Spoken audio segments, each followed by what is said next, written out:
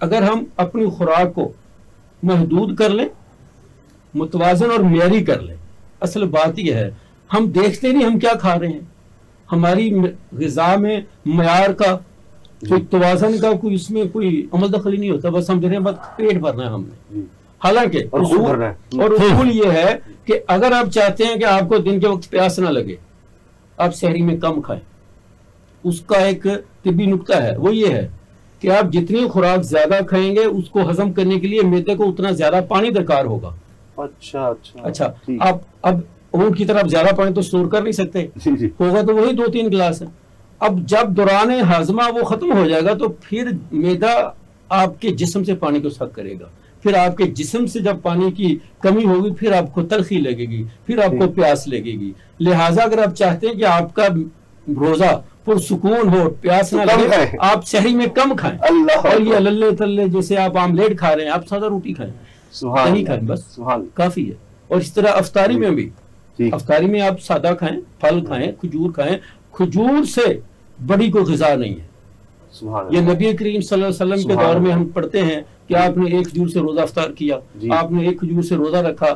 آج جدید medical science یہ کہتی ہے کہ کھجور میں اتنا فائبر ہوتا ہے کہ اگر آپ 3-4 کھجوریں کھا لیں تو معدے کے اندر زیادہ دیر تک بھوک نہ لگنے کا احساس رکھتی ہے کھجور، اور آپ کو انرجی بھی پرووائڈ کرتی ہے. اور انرجی اس میں یہ ہے کہ اس میں کیلشیم، پوٹاشیم، میگنیشیم، اس میں وٹامن سی، وٹامن بی، اس میں وہ تمام چیزیں جو ہمارے جسم کو ضرورت ہے، ہماری ہڈیوں کو، ہمارے اعصاب کو، ہمارے دل کو، ہمارے دماغ کو، وہ اس میں سب کچھ پایا جاتا ہے. لیکن وہ ہمارے وہ رہنما جو لوگ ہمیں سنت پہ عمل کرنے کی ترغیب تو دیتے ہیں، لیکن آپ ان کے جا کے دسترخوان دیکھیں.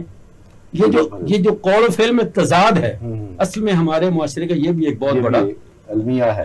اچھا، اس پر ہم بات کریں گے کیونکہ بریک کا پھر کہا جا رہا ہے روزہ کس طرح سے ہماری صحت کے لیے فائدہ مند ہے.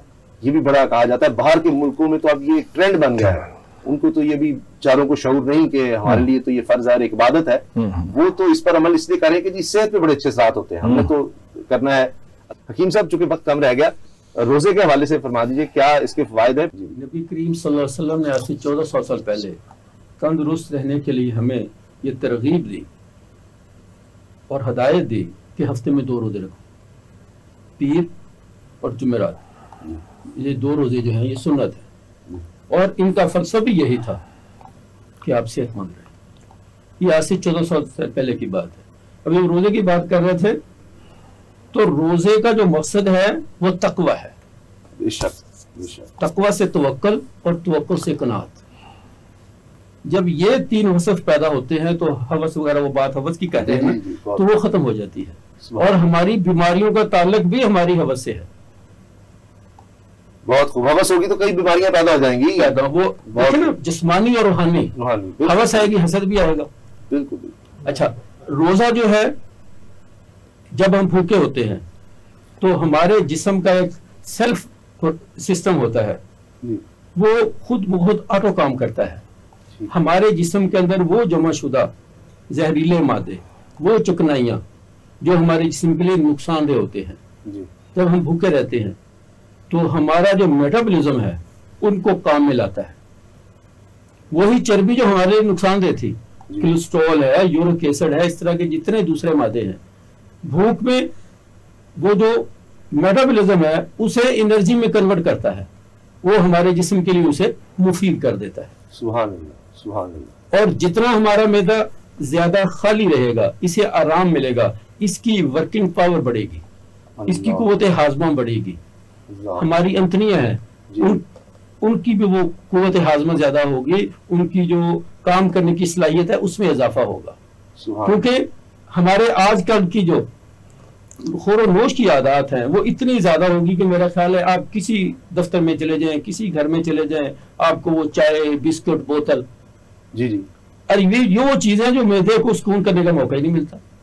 تھوڑی دیر بعد یہ چائے لے لی، کبھی کچھ لے لیا، کوئی بسکٹ لے لیا، کوئی نہ کوئی چیز ہم کھا رہے ہیں. نبی کریم صلی اللہ علیہ وسلم نے فرمایا المیدہ بیت الداء، معدہ بیماریوں کا گھر ہے. تو روزہ رکھنے سے کیا ہوتا ہے؟ سب سے پہلے ہمارے معدے کی کارکردگی درست ہوتی ہے.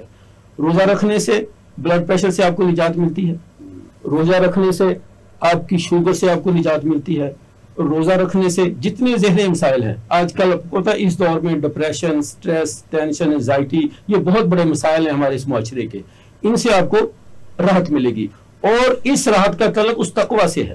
سبحان اللہ، سبحان جب تک آپ کے اندر تقوی پیدا نہیں ہوگا، جو روزے کا مین فلسفہ ہے، نہ وہ آپ کو روحانی طور پہ آسودگی ملے گی، نہ ہی آپ کو جسمانی طور پہ اس کا کوئی فائدہ ہوگا۔ بہت خوب، بہت خوب، بہت شکریہ آپ کا حکیم صاحب، آپ تشریف لائے ڈاکٹر حکیم ریاض صاحب۔